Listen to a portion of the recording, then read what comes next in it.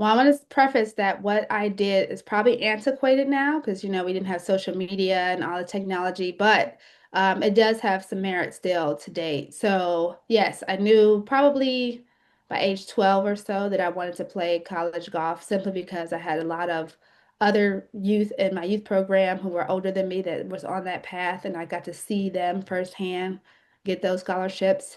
But I would say if someone just starting out had that mind and mission in mind, the first thing I would say is join a program or go to an instructor and tell them that's your goal.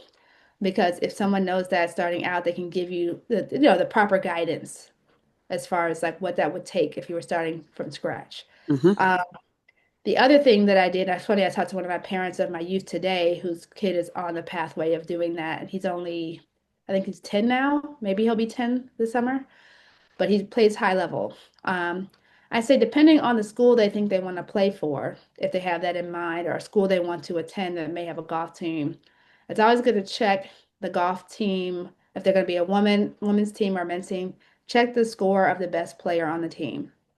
So when they post their scores on the website, see what their scores are for that season and make that a benchmark. Because if you want to play at that school or if you want to be as good as that person, the best player on the team, that's where you want to set your bar, so that you know what kind of work you need to put into. And then the other thing that I did in particular was once I knew I was going to do it, there was a time there was a book called The Ping College Golf Guide. It was a book. Now they have an app.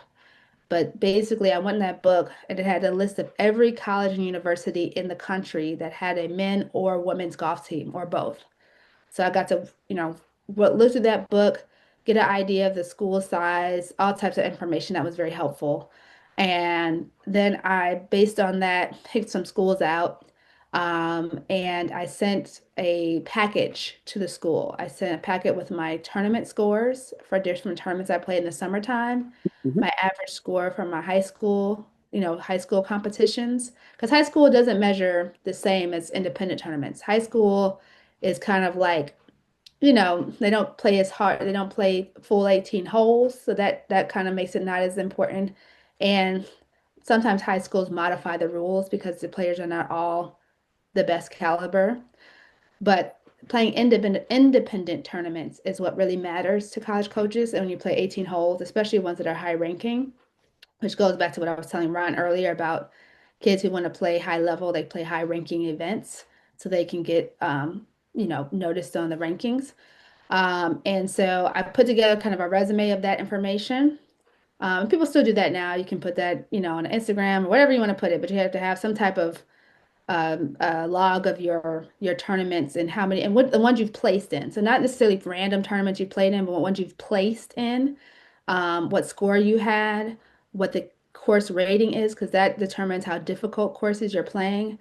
And then I also put together a video of my swing. Like I had a professional come out and show like my putting stroke, my full swing. Now you don't have to do that anymore, right? We have phones that can do that for us. But at that time, I had to have somebody come and take a video and make copies of a VHS or a CD at the time. And I put that on a packet and I mailed it to the coaches that I was interested, the schools I was interested in, and then waited to hear back from them. Now you don't, again, you can create a social media account. You can have your videos of yourself. I'm sure Kendall probably talked about that in regards to what she had to do, but you can do most of it on social media.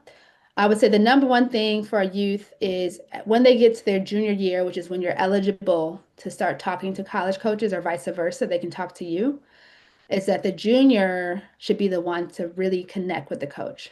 I know a lot of times parents are doing all the stuff. They're emailing, they're speaking on behalf of their child, they're doing all the things because obviously they want their kid to be successful.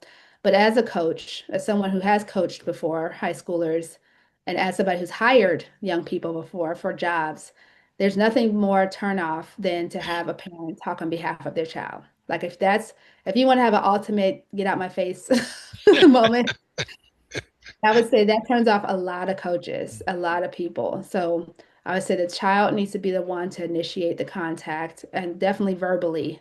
And then when they start to, the NCAA allows, I think, still maybe up to 5 paid visits to colleges that you may be interested in.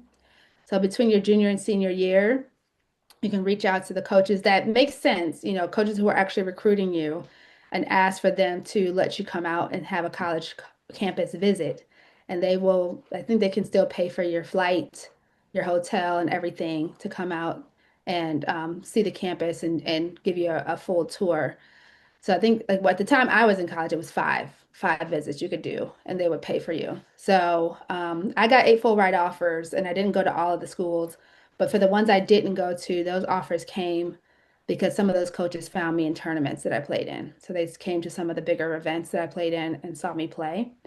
Um, and so those are the main things I would say. It's definitely find out what the scores are where you're playing.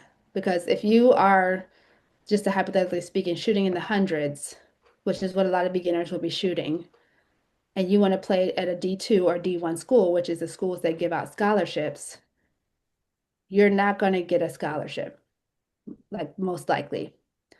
Maybe at a HBCU, because a lot of times they're just desperate, especially for women players.